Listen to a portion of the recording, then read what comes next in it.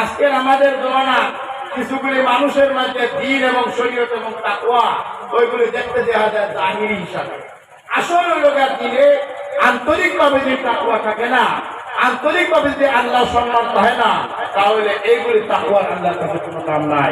ওমাই ইউআযিম শাআইরাল্লাহ ফাইন্নাহা মিন তাকওয়াল। আরেকটা ঘটনা শুনেন, আগে আগে মানুষ ফজরের আগে দেখতেন মুর গায়ে বান দিত, মুর গায়ে যে বান দিত তখন মানুষের কিন্তু মুরগার বাঙ্গে শুনে ফজরের আজান, তখন দিছে এক মুর গায়ে বান আর জঙ্গলার থেকে শিয়াল উঠছে, শিয়াল বাই দিছে। তার উদ্দেশ্য হইল গিয়া যে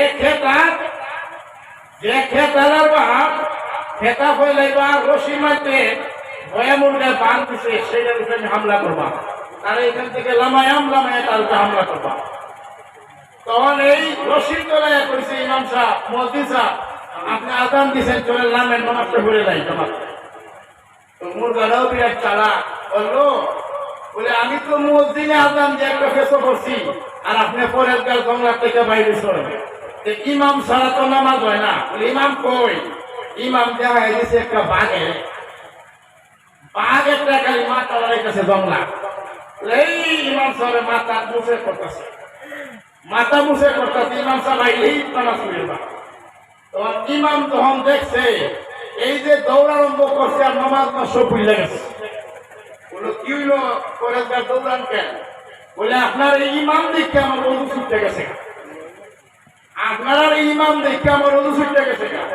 ভাই মোহতারাম দুস্থ বুজুর্গ, আজকের তারিখে আজকের দিনের মধ্যে আমাদের দিনদারি, আমাদের শরীয়ত, আমাদের তাকওয়া, আমাদের মারিফত, আমাদের দিন সবগুলি দেখতে দেখা যায় অধিকাংশ মানুষের মধ্যে স্বার্থবাদী।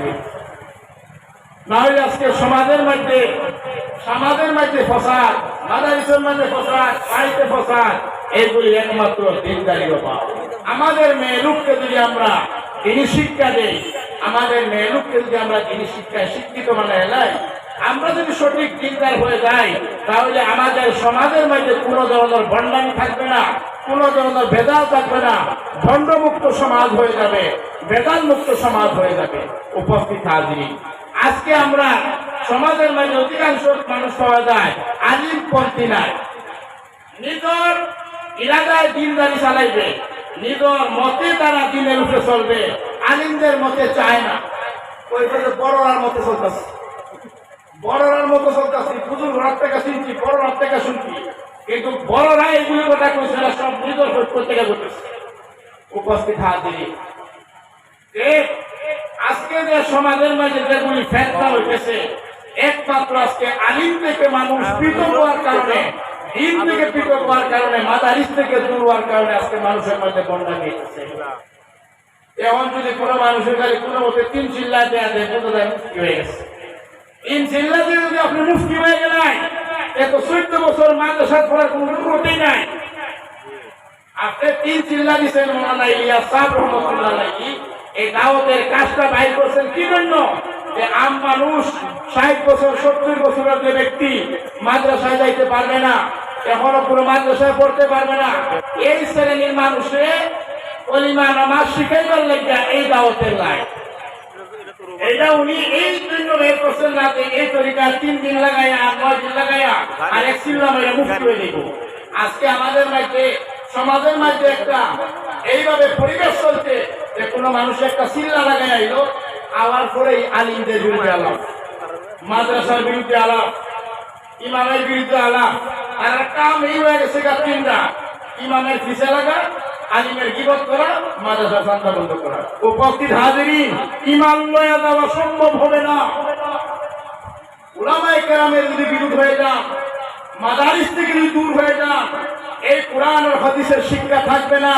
আর কোরআন হাদিসের যদি শিক্ষা থাকে না, কোরআন হাদিসের শিক্ষা মাদারিস ছাড়া কোনো দাওয়াত দিয়া কোরআন হাদিসের শিক্ষা কায়েম রাখা যাবে না।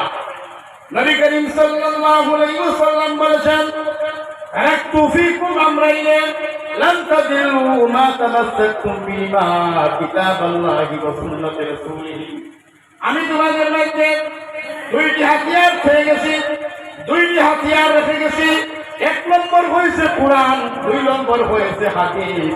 কোরআন আর হাদিস যতক্ষণ পর্যন্ত তোমরা আঁকড়ে করো, কোরআন আর হাদিস মোতাবেক যদি জিন্দেগি কায়েম করো, কোরআন হাদিস মোতাবেক যদি জিন্দেগি গড়ে তোলো, তাহলে নাজাত পাইবা। কোরআন আর হাদিস বিরুদ্ধে যদি জিন্দেগি কায়েম করো, ইহুদির মতো ধ্বংসের রাস্তা হয়ে যাবো। বলো নাউযুবিল্লাহ। আল্লাহ রাব্বুল আলামিন কোরআন শরীফে বলেছেন, লাকাদ কানা লাকুম ফি রাসূলিল্লাহি উসওয়াতুন হাসানাহ। তোমাদের জন্য নবীদের জিন্দেগি হয়েছে তোমাদের জন্য একটি মডেল, একটি নমুনা। নবীদের জিন্দেগি হয়েছে আইডিয়াল, নবীজি সাল্লাল্লাহু আলাইহি ওয়াসাল্লামের জিন্দেগি হয়েছে মডেল। নবীদের জিন্দেগি মোতাবেক যদি আমাদের জিন্দেগি হয়, তাহলে সেই জিন্দেগি হয়ে যাবে নাজাতওয়ালা জিন্দেগি। এখন নবীজির কথাবার্তা কিভাবে আসছিল, চাল চলন কিভাবে আসছিল, নবী করিম সাল্লাল্লাহু আলাইহি ওয়াসাল্লামের সাজি কিভাবে আসছিল, ঘুমানি কিভাবে আসছিল, নবীদের খাবার তরিকা কি আসছিল, কথা বলার তরিকা কি আসছিল, মানামানির সিফত কি আসছিল, সমস্ত সিফাত যদি, সমস্ত নবীদের গুণ যদি আমরা জীবনের মাঝে আনবার পারি, তাহলে এটা নাজাতের রাস্তা, তাহলে এটা সঠিক নবীওয়ালা দিন। আর নবীওয়ালা তরিকা ছয়া নিজের বানায় উসুল দিয়া, এইটা কোনো কামিয়াবমূলক দিন নয়, এইটা হলো গুমরাহি রাস্তা। আল্লাহ রাব্বুল আলামিন আমাদের প্রত্যেককে কোরআন আর হাদিস মোতাবেক জিন্দেগি কাটাইবার তৌফিক দান করুন। বলেন আমিন। উচ্চ করুন আমিন। কোরআন হাদিস মোতাবেক ইনশাআল্লাহ জিন্দেগি কাটাইবা। আর যখন দেখবা কোনো মাসলা লইয়া সমাজের মাঝে সমস্যা, কোন মাসলা লইয়া কোন বিষয় নিয়ে, তখন দেখবেন উলামায়ে কেরাম কোন দিকে, উলামায়ে কেরাম যেই দিকে সেই দিকে থাকবেন। আলিম বিরোধী কোন জামাতের সাথে থাকবেন, এটা গুমরাহির রাস্তা। তো বলবেন আলিম তো দুই দিকে আছে। হ্যাঁ, যখন দেখবেন দুদিকে আলিম, তখন দেখবেন বড় বড় বিজ্ঞ আলিম। কোরআন হাদিসের জ্ঞান কোন আলিমের মাঝে বেশি? কোন আলিমরা কোরআন এবং হাদিস মাদ্রাসায় পাঠদান দিয়েছে, আর কোন আলিমরা কোরআন হাদিসের পাঠদান থেকে বঞ্চিত?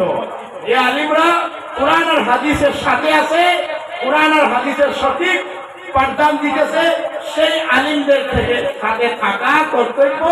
না হইলে উলামায়ে সু যারা ইহুদির মাঝে ছিল, উলামায়ে ইহুদ আওয়ামকে নিজের হাতে রাখিয়া, আওয়ামকে হাতিয়ার হিসাবে ব্যবহার করিয়া কিছু উলামায়ে সুয়ে মানুষকে ধ্বংস করেছে। উপস্থিত হাজিরিন, আজকে এই জমিনের মাঝে বিভিন্ন ধরনের ফিতনা। আলিমদের মাঝে দুই দল, একটা হইছে উলামায়ে হক আর একটা হইছে উলামায়ে সু। উলামায়ে হক যারা, তারা সঠিক কোরআন এবং হাদিসের কথা বলবে। আর দারুল দেওবন্দ আজকে সারা বিশ্বর মরকজ, দারুল দেওবন্দ আজকে আমাদের যে রাহবরি করবে, সেই রাহমতি বরিমতে আমরা কাম করবো ইনশাআল্লাহ। তাহলে আমরা গুমরা হব না। আর দারুল ছাড়া যেই জামাতের মধ্যে কোনো উলামার নেতৃত্ব নাই, বড় আলিমদের নেতৃত্ব নাই, বিজ্ঞ আলিমদের নেতৃত্ব নাই, আর বড় রাগ ছোট রাগ হয়েছে বড় হয়েছে, এইগুলিতে নাজাত পাওয়ার কোনো রাস্তা নাই। আল্লাহ রাব্বুল আলামিন আমাদের প্রত্যেককে আলিমদের সুহবত থাকিয়া সঠিক কোরআন আর হাদিসের ইলম পায়া, কোরআন হাদিস মোতাবেক আল্লাহ তাআলা জিন্দেগি কাটাইবার তৌফিক দান করেন। বলেন আমিন।